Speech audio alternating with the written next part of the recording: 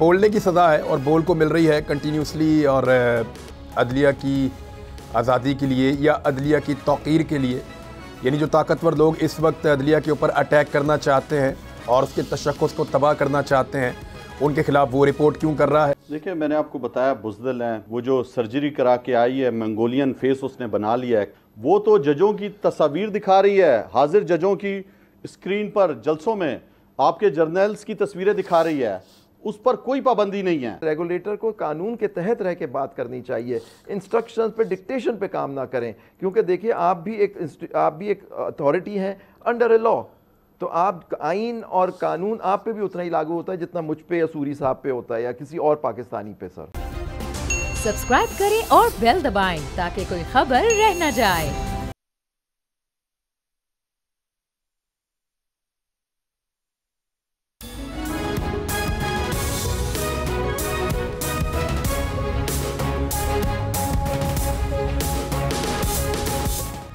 बिस्मिल्लाहिर्रहमानिर्रहीम, अस्सलाम वालेकुम नाज़रीन, आप बोल न्यूज़ देख रहे हैं। मैं इमरान रियाज खान हूँ। सिचुएशन आपके सामने है, डायरेक्टली हम सिचुएशन पे बात करेंगे। मेरे साथ जो मेहमान मौजूद हैं, लेकिन सबसे पहले मुइन ज़ुबैर साहब हैं, हमारे सहाफ़ी हैं सीनियर, और इस वक्त मौजूद हैं ज़मान पार्क के बाहर। सिचुएशन पहले उनसे मैं जान लेता हूँ कि वहाँ अब सिचुएशन क्या है। जी मुइन, बताइएगा अभी आप क्या देख रहे हैं अपने आसपास? जी इमरान रियाज साहब, इस टाइम ज़मान पार्क के बाहर जो जिस तरह वर्कर्स सुबह मौजूद थे, इस वक्त भी उतनी ही बड़ी तादाद में मौजूद हैं। अलबत्ता इस वक्त फैमिलीज़ जो हैं वो ज़मान पार्क के बाहर आ रही हैं, अपने कायद के साथ मुकम्मल तौर पर यकजहती का मुजाहरा किया जा रहा है। लीडर्स यहाँ पर इन वर्कर्स के साथ मुख्तलिफ कैंप्स मौजूद हैं, और ये वर्कर्स इतने ज़्यादा कमिटेड हैं कि इनकी जानिब से कहा गया कि इमरान खान क्योंकि हमारी रेड लाइन है, किसी ने भी इस रेड लाइन को अबूर करना चाहा तो उसको उसी तरह जवाब दिया जाएगा। जैसा कि आप जानते हैं कि इमरान खान की जानिब से हमाद अज़हर साहब ने प्रेस कॉन्फ्रेंस करते हुए ये बताया कि हम इंतखाबी मुहिम जो है वो चला रहे हैं, तो उस ऐलान के बाद भी PTI के जो वर्कर्स लाहौर भर में जो मौजूद हैं वो काफ़ी ज़्यादा पुरजोश नज़र आ रहे हैं और इंतज़ार किया जा रहा है तो अब बुध का। और अभी भी वर्कर्स इस कदर पुरजोश नज़र आ रहे हैं कि हम मुख्तलिफ कैंप्स में देख रहे हैं, जो टिकट होल्डर्स हैं उन्होंने जो ज़मान पार्क के इर्द गिर्द कैंप्स लगा रखे हैं, वहाँ पर वो लीडर्स खुद आ रहे हैं और इन वर्कर्स के साथ मुलाकात कर रहे हैं। इन वर्कर्स के लिए खाने का अहतमाम किया जा रहा है, तो ये पूरा एक माहौल है जो ज़मान पार्क में इस वक्त नज़र आ रहा है। और जिन लोगों ने भी आज सुबह इमरान खान की रिहाइश गाह पर एक मकसद लेकर पूरी अनरेस्ट सी सिचुएशन क्रिएट करने की कोशिश की है, आज इन वर्कर्स की यहाँ पर आमद से उनको यकीनन जवाब मिल गया होगा। अच्छा, नहीं मुइन, मुझे ये बताइएगा पुलिस इस वक्त किधर है? यानी ये अगर रियाज अवान साहब से हमारा रब्ता हो जाए तो वो भी ज़रा थोड़ी सी हम खबर उनसे भी ले लेते हैं कि एक्चुअली पुलिस कहाँ है, क्योंकि यहाँ क्राइम रिपोर्टर की हमें ज़रूरत पड़ेगी। राणा साहब देख लें उनको। और लेकिन मुइन भाई, पुलिस किधर है अभी? अभी ज़मान पार्क के इर्द गिर्द पुलिस नज़र नहीं आ रही, लेकिन जो सिक्योरिटी पर मामूर पुलिस एहलकार हैं वो इमरान खान की रिहाइश गाह ख़ास तौर पर जो गेट नंबर 2 है वहाँ पर मौजूद हैं। लेकिन जो सुबह हमने माहौल देखा उस तरह का इस वक्त माहौल यहाँ पर नज़र नहीं आ रहा। पंजाब पुलिस के एहलकार यहाँ पर उस तरह मौजूद नहीं है। अलबत्ता जो कैनाल रोड है वहाँ पर इस वक्त पुलिस मौजूद है, लेकिन ज़मान पार्क के इर्द गिर्द हम देख रहे हैं कि पुलिस एहलकार उस तरह मौजूद नहीं जिस तरह। इससे पहले रिपोर्ट हो रहा था मुइन के कैनाल रोड पे और कुछ माल रोड पे कुछ जगहों पे पुलिस प्रिजन वैन्स लेकर और कुछ अपना साजो सामान लेकर और कुछ नफरी को उन्होंने वहाँ खड़ा किया हुआ था सराउंडिंग में। तो अभी वो सिचुएशन स्टिल है या पुलिस पीछे गई वापस? अभी फ़िलहाल क्योंकि मैंने आपको बताया कि कैनाल रोड पर मुख्तलिफ जगह पर पुलिस एहलकार मौजूद हैं, लेकिन उनकी नफरी उस तरह नज़र नहीं आ रही जिस तरह सुबह के वक्त नज़र आ रही थी। सुबह जब हमने सूरत हाल देखी 4 बजे के करीब कैनाल रोड को, जेल रोड को करतबा चौक से लेकर कैनाल रोड तक जो है वो ब्लॉक कर दिया गया था और किसी किस्म की ट्रैफिक को जो है वो मूव करने की इजाज़त नहीं दी गई। उसके बाद 20 से 25 मिनट बाद उन रोड्स को जो वो खोला गया और अब पुलिस एहलकार जो है वो बैकफुट पर जा चुके हैं। जी ठीक है, मैं आप आबिद हमारे साथ रहिएगा। मैं कोशिश करता हूं कि हमारी रियाज अवान साहब से भी बात हो जाए, लेकिन पहले मैं तारुफ करा दूं। हमारे साथ कासिम सूरी साहब मौजूद है पाकिस्तान तहरीक इंसाफ से, और आबिद मौजूद हैं प्रेसिडेंट सुप्रीम कोर्ट बार। सबसे पहले मैं आबिद ज़ुबैरी साहब से, सर आप ये बताइए कि ये जो आज की कार्रवाई है कानूनी नुक्ता नज़र से ये क्या है और कितनी इम्पॉर्टेंट है? ये जो पुलिस का आना, पुलिस का यहाँ पे आके गिरफ्तार करने की कोशिश करना, आईजी का फौरी तौर पे स्टेटमेंट आना, इस्लामाबाद पुलिस के फौरी तौर पे सोशल मीडिया के ऊपर बयानात आना। हालांकि एक पेपर और भी है यहाँ पे जिसमें इंसदाद दहशतगर्दी की अदालत ने राणा सनाउल्लाह साहब के वारंट भी मुबैना तौर पे जारी किए हुए हैं।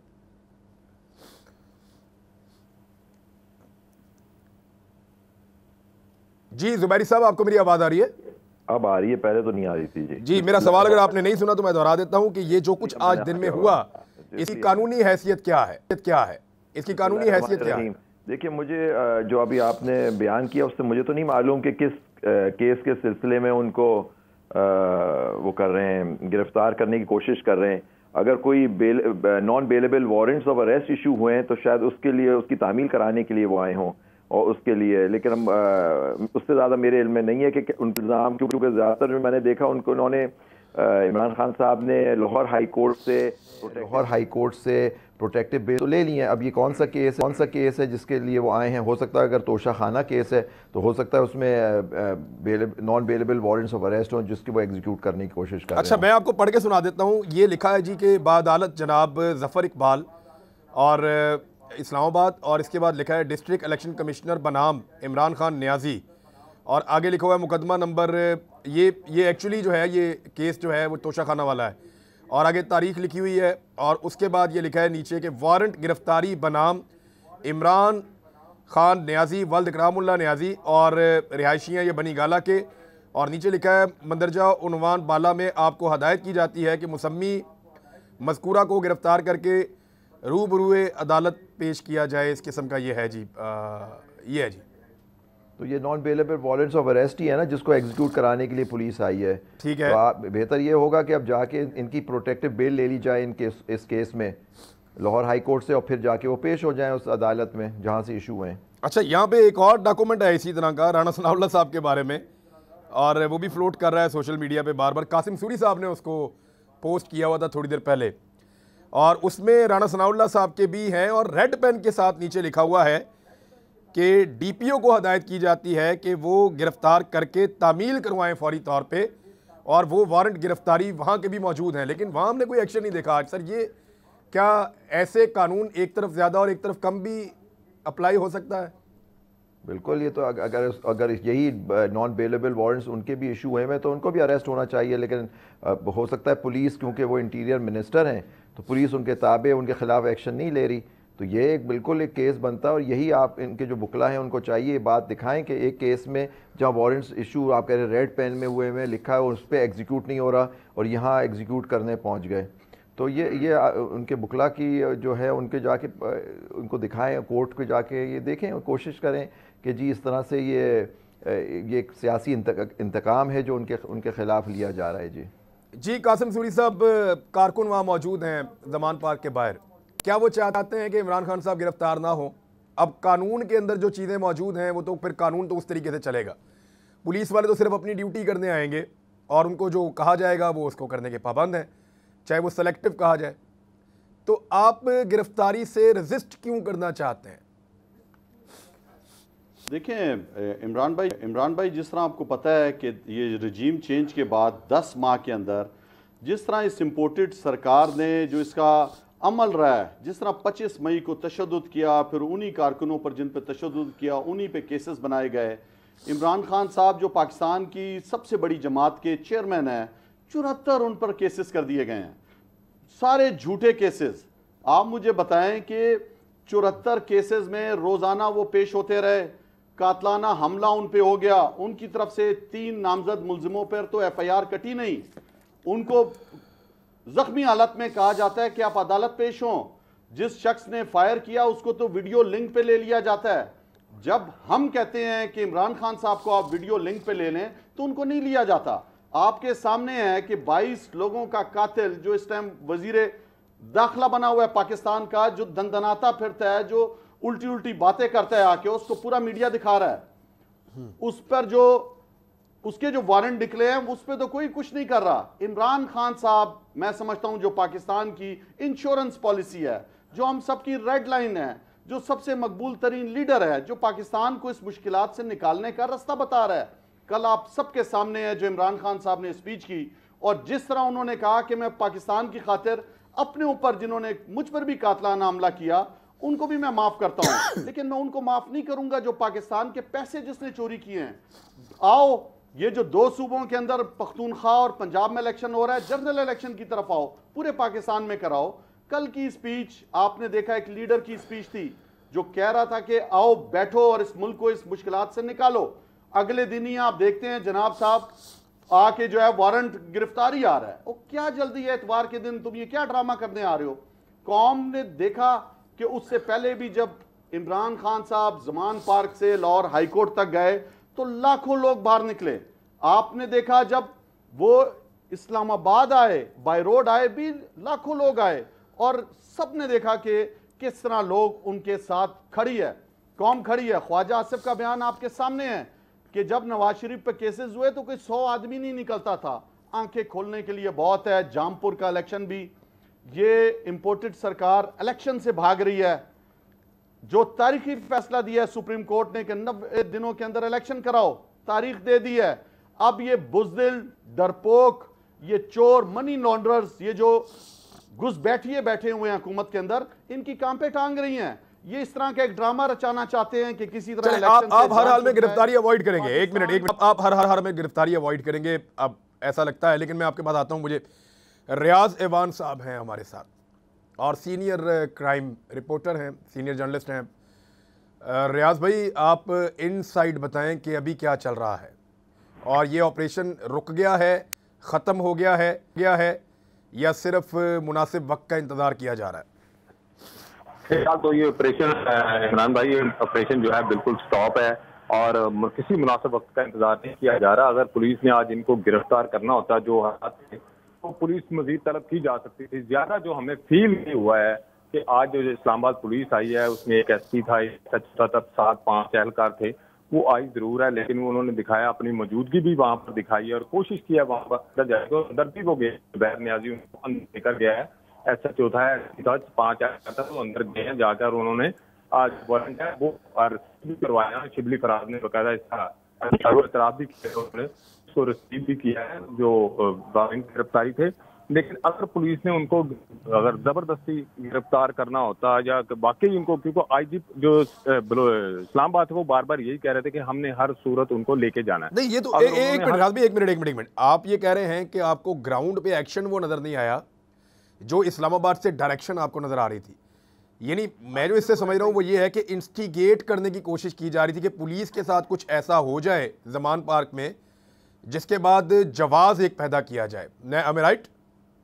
बिल्कुल, आपकी बात बिल्कुल ऐसा ही है, बिल्कुल सही कहा आपने और सही पिन पॉइंट आपने वो इस चीज को किया। वो कोशिश ये कर रहे थे कि ऐसा माहौल क्रिएट हो कि कुछ इस तरह का लॉ एंड ऑर्डर का मसला पैदा हो और उसके बाद जो है वो जो इलेक्शन है या कोई डिले किया जा सके या इस तरह के माहौल पैदा किया जा सके। लेकिन जो जमीनी हकायक ये हैं कि वो आए जरूर हैं और वहां पर वो रहे भी हैं चंद घंटे और उसके बाद वहां से वो साइड पर चले गए हैं।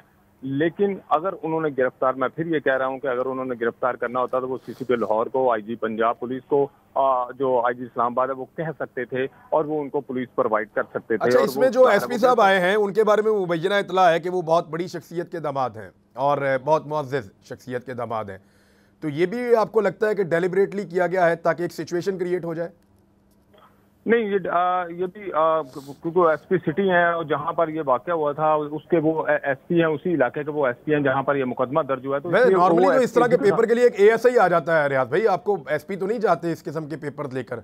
अगर तो ये नहीं, उसमें ये बिल्कुल आपकी बात ये भी ठीक है, लेकिन जब इतनी बड़ी शख्सियत के पास आप आ रहे हो तो जाहिर है कोर्ट के आर्डर हो तो एसपी की मौजूदगी होना भी जरूरी होती है और मुतलका जो होता है डालता है और उसके बाद जो एसपी होता है वो साथ इसलिए होता है कि वो टीम लेकर आया होता है। अगर अफसरान किसी से बात करनी हो तो एसपी मौजूद हो, को मजीद नफरी तलब करनी हो तो एसपी कमांडर होता है, कमांडर फौरी तौर पर वहां पर मुतलका लाहौर पुलिस से या किसी और से वो राब्ता करके मजीद नफरी तलब कर सकता है। अभी रियाज भाई आप ये कह रहे हैं कि अभी गिरफ्तारी का इम्कान आपको रात भर नहीं लगता और सुबह प्रोटेक्टिव बेल की तरफ जब पीटीआई जाएगी तो सिचुएशन तब्दील हो जाएगी, आपको ये लग रहा है?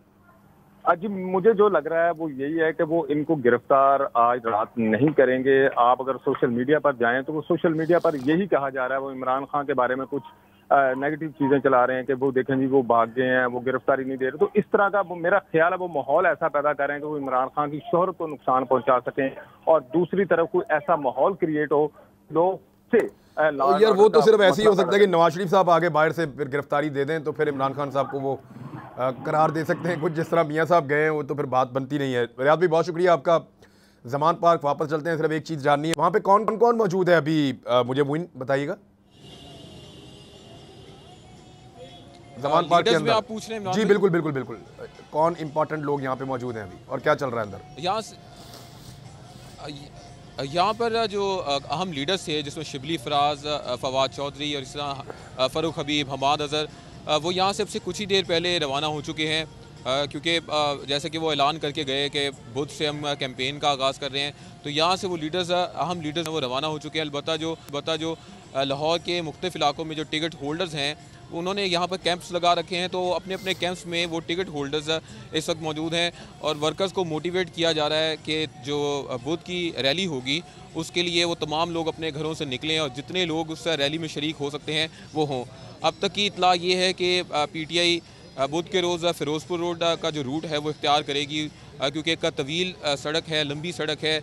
उम्मीद यही जाहिर की जा रही है कि वहाँ से इमरान खान इस रैली को लेकर निकलेंगे ज़मान पार्क से, और वहाँ पर वर्कर्स की एक बड़ी तादाद मौजूद होगी। 2 बजे ये बात बताई जा रही है PTI के जो सीनियर लीडर। ये कहाँ जा रहे हैं रैली लेकर? ये लाहौर का चक्कर लगाएंगे, कहाँ जाएंगे आप? फिलहाल जी लाहौर के अंदर ही है। हमाद अज़हर साहब ने ये अनाउंस किया था कि लाहौर के अंदर ही ये रैली है, और जितने लाहौर के हलके हैं उनके तमाम हलकों के जो टिकट होल्डर्स होंगे, जो भी इमरान खान साहब फ़ाइनल फ़िलहाल अभी नहीं किया, लेकिन जैसे ही वो फाइनल करते हैं, लेकिन जितने लोग इस वक्त उम्मीदवार हैं वो कोशिश करेंगे कि उस रैली में वर्कर्स को ज़्यादा से ज़्यादा लेकर निकलें। और इम्कान यही है कि अगर फ़िरोज़पुर रोड को ये रूट इख्तियार किया जाता है तो उस रैली में काफ़ी बड़ी तादाद वर्कर्स की होगी। ठीक है, ये तो नेक्स्ट उनका प्लान है, इसके ऊपर हम पहले ज़रा एक चीज़ रह गई है आबिद ज़ुबैरी साहब, अब कानूनी ऑप्शन क्या है इमरान खान साहब के पास? अदालत लाहौर हाई कोर्ट गए हैं, अब यही रास्ता है कि वहाँ से प्रोटेक्टिव बेल लें, और अगर ये चीज़ें ऐसी ही चलनी है तो रोज़ाना इमरान खान साहब अपनी इलेक्शन की कंपेन करेंगे या रोज़ाना उनको अदालतों में आना पड़ेगा?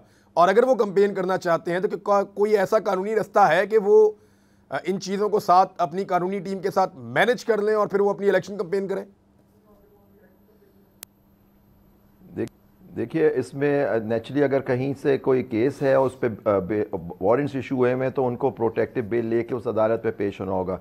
लेकिन बाज़ दफ़ा ऐसे केसेस भी हुए हैं अदालतों में है कि मुख्तलिफ जगहों पे FIR दर्ज कर दी जाती हैं ताकि आदमी भागता ही रहे, और उनको अभी इलेक्शन कैंपेन में जाना है तो बेहतर ये होता है कि बाज़ दफ़ा ऐसी एक रिट दाखिल कर दी जाती है हाई कोर्ट में, उनको बताया जाता है कि हमारे साथ ये हरेसमेंट हो रही है, हर तरह के मुख्तलिफ इलाकों में FIR दर्ज करती है, तो कोर्ट उनको सबको यकजा कर देती है या कहती है कि कोई FIR काटने से पहले कोर्ट को इन्फॉर्म करें। तो ये भी एक लीगल ऑप्शन एक आदमी के पास होता है कि वो जाके अदालत को बताए कि मेरे साथ ये हो रहा है, आप इनको सबको यकजा कर दें एक जगह इन सारी इश्यूज़ को, और फिर अगर कोई बेल, अगर आगे भी कोई केस दर्ज होगा तो अदालत को उसको इन्फॉर्म कर दें ताकि अदालत उस पर कोई हुक्म सादिर कर सके। तो ये ऑप्शन लीगल ऑप्शन होता है जो उनको देखना चाहिए कि इसके सिचुएशन में वो क्या करें, क्योंकि इलेक्शन का ज़माना है, नेचुरली वो जाएंगे। लेकिन Lahore high court appropriate forum है। अगर देखिए इस्लामाबाद में अगर इस्लामाबाद में मुकदमा दर्ज हो रहे हैं तो इस्लामाबाद हाई कोर्ट जाना पड़ेगा, या लाहौर हाई कोर्ट एक ऐसा फोरम है जहां पे ये किया जा सकता है कि किसी भी जी बिल्कुल,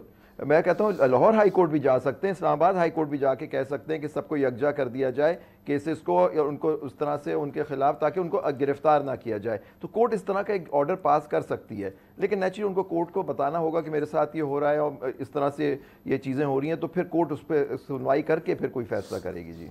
जी मुझे एक ब्रेक यहाँ पे लेनी है, एक ब्रेक लेते हैं। ब्रेक नाज़रीन, और बोलने की सज़ा बोल भी भुगत रहा है, और ये एक ऐसा टीवी चैनल है जिसने बहुत अजीब तरीके से, यानी बहुत पुराना टीवी चैनल नहीं है, नया टीवी चैनल है, लेकिन जिस जुर्रत का इस चैनल ने मुजाहरा किया है, बहुत सारे इसको पैगामात भिजवाए गए, इसको ये भी कहा गया कि फ़लाँ को ऑफर कर दो, फ़लाँ को कर दो, फ़लाँ को कर दो। मुझे उस वक्त ऑन एयर किया इस टीवी चैनल ने जब पाकिस्तान में ये रिस्क लेने के लिए कोई भी तैयार नहीं था, और बहुत ताकतवर लोग इसके पीछे थे, अभी तक हैं, लेकिन इन्होंने ऑन एयर किया। और जब बार बार कहा गया कि समी इब्राहिम को ऑफर करो, फलां को करो, उसको भी करो, ख़ास तौर पे मुझे तो ये कहा गया कि इसको रखना ही नहीं है टीवी चैनल पे, तो बोलने ये रिस्क लिया और उसने लोगों को बोलने की इजाज़त दी। मैंने अपने जो पहला इंटरव्यू बोल पे दिया था उसमें मैंने कहा था कि बोल ने मुझे हायर तो कर लिया है तो अब भुगतना पड़ेगा बोल को भी मेरे साथ। तो सिचुएशन उसी तरफ जा रही है। अरशद शरीफ साहब को उस दौर में जब पूरा का पूरा निज़ाम उनके साथ टकराया हुआ था, जब वो पाकिस्तान से बाहर थे, उस वक्त बोल ने हायर किया था। अब बोल उन चीज़ों की सज़ा भुगत रहा है। एक ब्रेक के बाद थोड़ा सा मैं आपको इसके बारे में ज़रूर बताऊंगा ताकि आपको मालूम रहे कि बोलने की कीमत कहाँ कहाँ और कितनी चुकानी पड़ती है। ब्रेक के बाद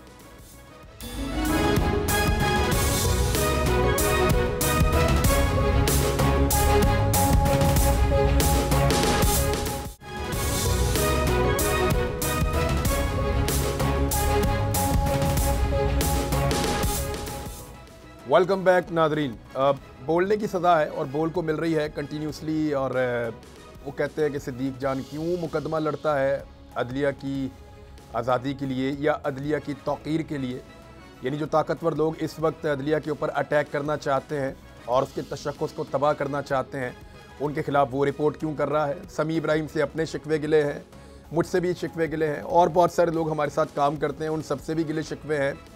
जमील फ़ारूकी है, वो क्यों बोलता है, बाकी लोग क्यों बोलते हैं। तो ये दिक्कत है उन ताकतवर लोगों को और उनको बहुत मायूसी होती है क्योंकि उनको आदत पड़ गई है कि उनकी हर बात मानी जाएगी।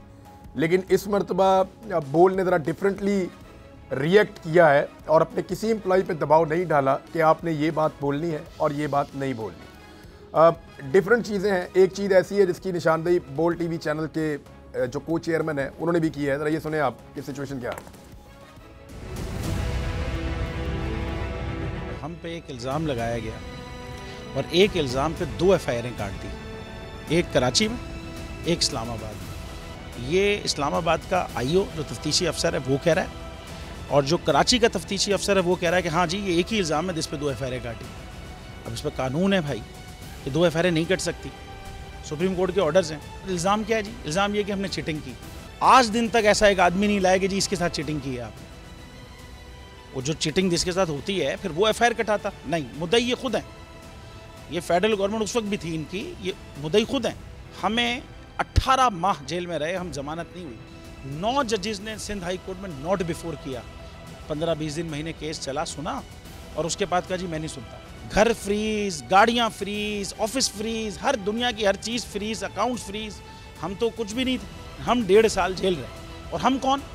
हम वो जो 2014 में पाकिस्तान की कुल आईटी एक्सपोर्ट जो थी ना वो $432 मिलियन थी, उसमें से $355 मिलियन की एक्सपोर्ट हम कर रहे थे। यानी कि पूरे पाकिस्तान की 82% आईटी एक्सपोर्ट हमारी थी 2014 में। भरी अदालत के अंदर सिंध हाई कोर्ट में जज साहब ने हमें बरी कर दिया और 2 घंटे के बाद फैसला आ गया कि जी नॉट बिफोर। हमारा ईमान है हक बातिल पे गालिब आके रहता है और आके रहेगा इंशाल्लाह। जी नाज़रीन, ये क्योंकि सोशल मीडिया का दौर है और इमरान खान साहब की भी आवाज़ आज बंद करने का फ़ैसला किया गया है कि पैमरा ने, ये गवर्नमेंट ऑफ पाकिस्तान की जानिब से ये ऐलान हो गया है कि कोई भी satellite TV channels Imran Khan साहब को नहीं दिखाएंगे, ना उन्हें सुनाएंगे। ये हरकत पहले भी की गई थी, अदालत के ऑर्डर्स मौजूद हैं, अब दोबारा की गई है। बोल टी जो है उसको कहा जाता है कि चीटिंग, तो चीटिंग एक्चुअली बोल टीवी ने उनके साथ की है जो 70 साल से पाकिस्तान के साथ चीटिंग कर रहे हैं और उनको आदत है कि उनकी हर बात मान ली जाए। बोल ने उनकी बात नहीं मानी तो वो गुस्से का रिएक्शन तो आएगा, बाकी टीवी चैनल्स के ऊपर भी आता रहा है। जियो ने इस रिएक्शन को बड़ा लंबा अरसा बर्दाश्त किया है, एयरवाई ने इस रिएक्शन को बड़ा लंबा अरसा बर्दाश्त किया है और फिर हर एक की अपनी अपनी पसली होती है। सारे जो हैं वो इसमें से एक दिन निकल ही जाते हैं, लेकिन बोल टीवी ने तो हद कर दी है और लगातार वो इन चीज़ों को ना सिर्फ फेस कर रहा है बल्कि डटा हुआ है। अब ये जो एक मुकदमे, एक किस्म के चीज़ के ऊपर मुख्तलिफ मुकदमे दर्ज कर देना एक वकूए पे, ये नई बात नहीं है। अरशद शरीफ पे भी यही हुआ था, आदम सवाती पे भी यही हुआ था। मेरे ऊपर जो 24 मुकदमे हैं उनमें से 18 एक ही वाक़े के हैं। तो ये एक रवायत है पुरानी और उसके ऊपर बड़ा ज़बरदस्त एक शेर मुझे याद आ रहा है कि कायम है एक रवायत देरीना जुल्म की, बाजू बदल गए कभी खंजर बदल गए। अब ये आपके ऊपर पाबंदी लग गई है, कासिम सूरी साहब, इमरान खान साहब टीवी पे आके बात नहीं कर सकते। इसको आप लोग कैसे देख रहे हैं और ये आपको कितना इफ़ेक्ट करेगा? देखिए, मैंने आपको बताया बुज़दिल हैं, खौफज़दा हैं। आप वो देखें ना, वो जो झूठी, वो जो सर्जरी करा के आई है, मंगोलियन फेस उसने बना लिया है, कत्लेआम माशी कर रही है उसकी टीम पाकिस्तान के अंदर। वो तो जजों की तस्वीर दिखा रही है, हाजिर जजों की स्क्रीन पर जलसों में आपके जर्नल्स की तस्वीरें दिखा रही है। उस पर कोई पाबंदी नहीं है। और वो शख्स जो वो रूल ऑफ लॉ की बात कर रहा है, जो जिस पे 74 मुकदमे हैं, जो पेश हो रहा है, जो कह रहा है कि मैं पेश होऊंगा, आज हमारी टीम ने, आज हमारे सीनियर्स ने, असद उमर और शाह महमूद कुरैशी साहब ने चीफ जस्टिस ऑफ पाकिस्तान को खत लिखा है कि शदीद इमरान खान की जान को खतरात हैं और उनको वीडियो लिंक पर लिया जाए। हम वो जमात जो इंसाफ के नाम पे बनी है, 26 साल से तहरीक बनी है, हम जो हमेशा से इंसाफ की जंग लड़ रहे हैं, अपनी अदलिया के साथ खड़े हैं, और हम समझते हैं कि माशरा कभी तरक्की नहीं कर सकता जब तक उस माशरे के अंदर अदल का इंसाफ और अदल का निज़ाम कायम ना हो। तो मैं समझता हूँ आज ये पाबंदी पैमरा की जो लगी है, ये निशानदही करती है कि बुज़दिलों के पास कोई रास्ता नहीं है। वो इतना डर गए हैं इमरान खान से और पाकिस्तान की अवाम से। जिस तरह आपने अभी बताया कि बोल हक और सच के साथ खड़ा रहा, आप साफी खड़े रहे, अरशद शरीफ शहीद हो गया सच बोलते बोलते। तो ये जुल्म और जबर अभी हमने देख लिया, इसीलिए हमने जेल भरो तहरीक भी शुरू की कि खौफ के बुत टूट जाएं।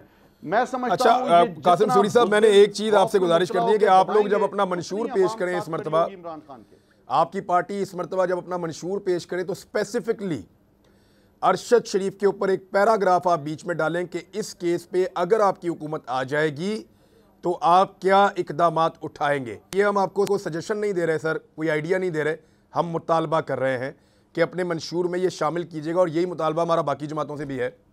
गो कि उन्होंने ये करना है या नहीं वो एक अलग बात है। लेकिन आबिद ज़ुबैरी साहब, ये जो कुछ हो रहा है, इमरान खान साहब के ऊपर पाबंदी लग गई है, इसको अदालत में चैलेंज किया जाएगा।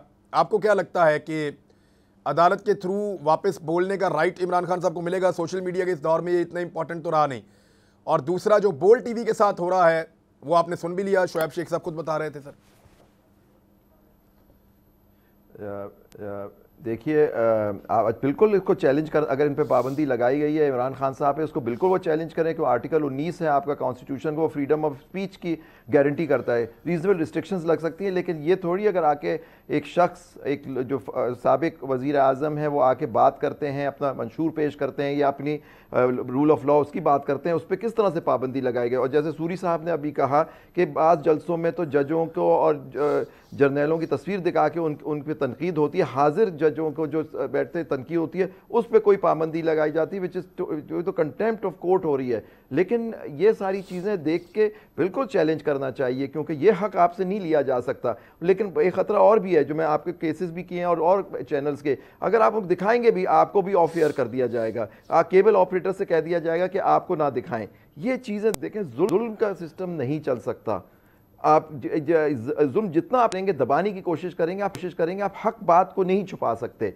और आजकल सोशल मीडिया का ज़माना है, तो ये सारी चीज़ें जो हैं ये देखना चाहिए। लेकिन ये सब चीज़ें उस वक्त की जाती हैं जब किसी शख्स को जो बहुत लोगों में पसंद किया जाता है, उसकी बात को दबाने की कोशिश की जाती है। और पैमरा का role unfortunately with utmost respect बड़ा इसमें, क्योंकि रेगुलेटर हैं वो, लेकिन मेरी उनसे दरख्वास्त है कि रेगुलेटर को कानून के तहत रह के बात करनी चाहिए, इंस्ट्रक्शंस पे, डिक्टेशन पे काम ना करें। क्योंकि देखिए, आप भी एक अथॉरिटी हैं अंडर ए लॉ, तो आप आइन और कानून आप पे भी उतना ही लागू होता है जितना मुझ पे या सूरी साहब पे होता है या किसी और पाकिस्तानी पे। सर अच्छा सर, इसमें एक चीज़ मुझे और बताइएगा कि सुप्रीम कोर्ट ऑफ पाकिस्तान, अभी देखिए एक हाल ही में एक केस उन्होंने सुना और सो मोटो के मामले के ऊपर पाकिस्तान में क्या चल रहा है आपसे बेहतर कोई नहीं जानता।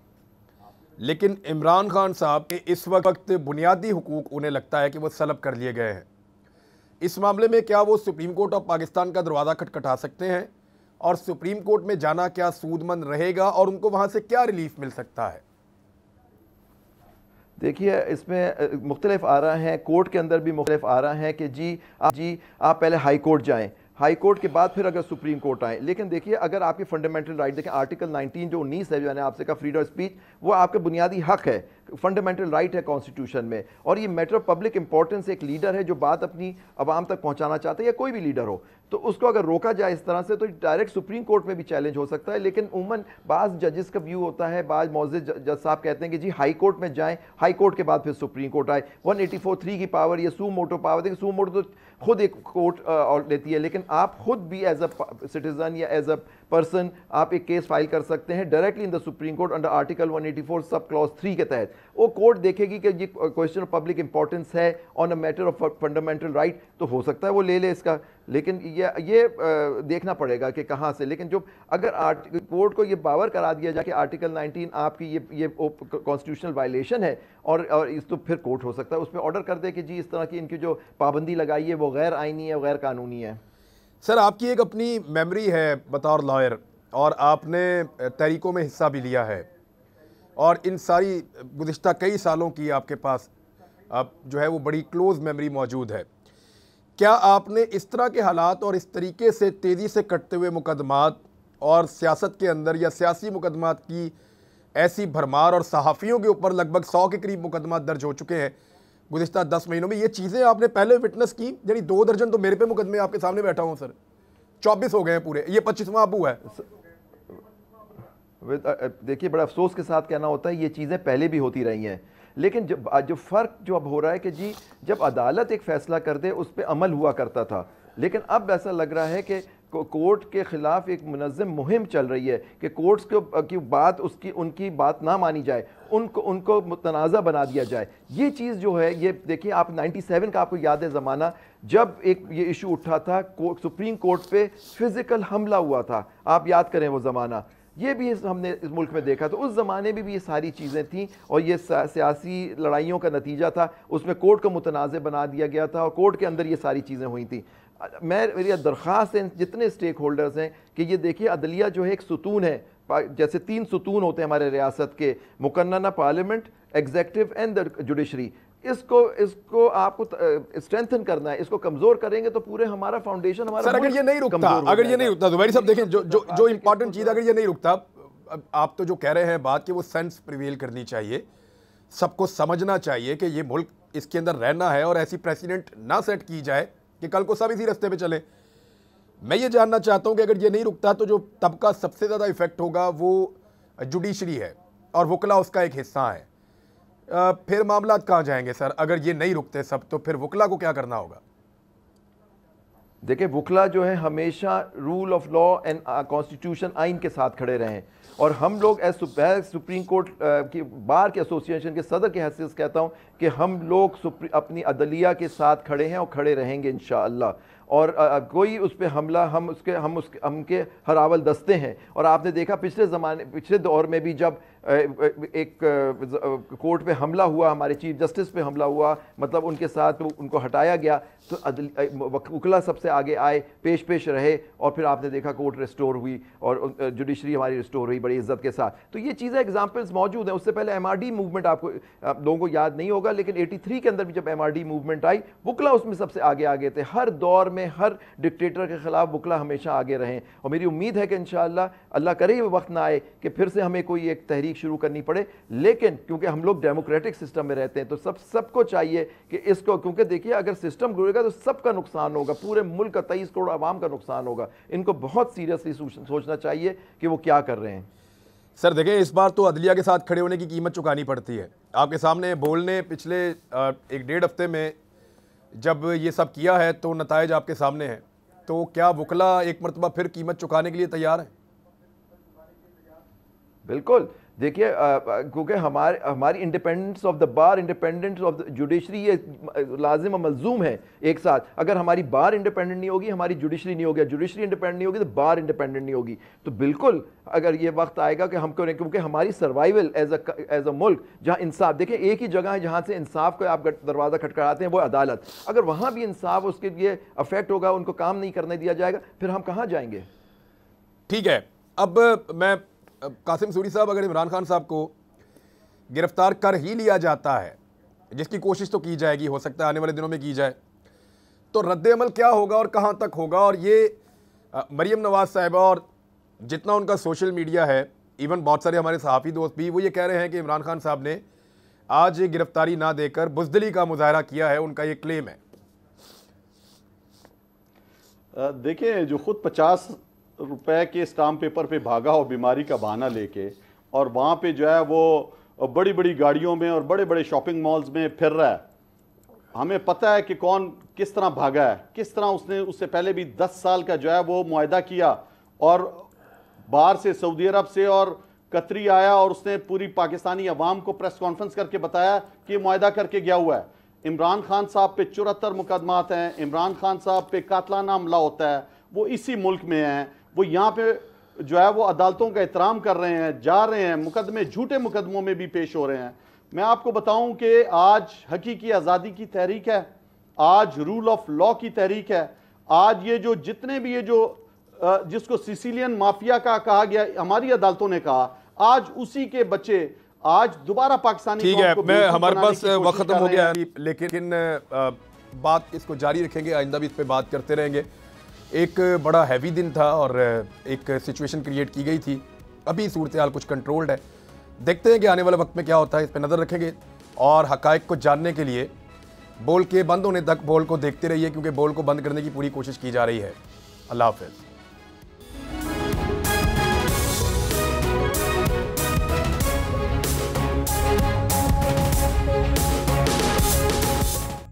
क्या जुल्म है। बोल एक दफा फिर साजिशी अनासर के निशाने पर। को चेयरमैन बोल शुएब शेख को फ्री ट्रायल का मौका नहीं दिया जा रहा। तफ्तीशी ऑफिसर जो मुदई भी है अपना बयान रिकॉर्ड करवा चुका है कि कभी कोई जुर्म हुआ ही नहीं। एग्जैक्ट जो कुछ कर रहा था सब लीगल था। एग्जैक्ट के पास तमाम लाइसेंस थे। इस पर सितम जरीफी ये कि बरियत करने के बजाय केस दिनों नहीं घंटों के हिसाब से चलाया जा रहा है। फ्री ट्रायल की धज्जियां उड़ा दी गईं। आईन में मौजूद इनफरादी हुकूक को पामाल किया जा रहा है। मुतल्लिका जज के खिलाफ दरखास्त दायर कर दी गई है। बोल के खिलाफ इंतकामी कार्रवाइयां जोरों पर हैं। बोल का अदलिया की इज्जत के लिए खड़े रहने का अज़्म। बोल का अदलिया को सलाम। सब्सक्राइब करें और बेल दबाएं ताकि कोई खबर रह न जाए।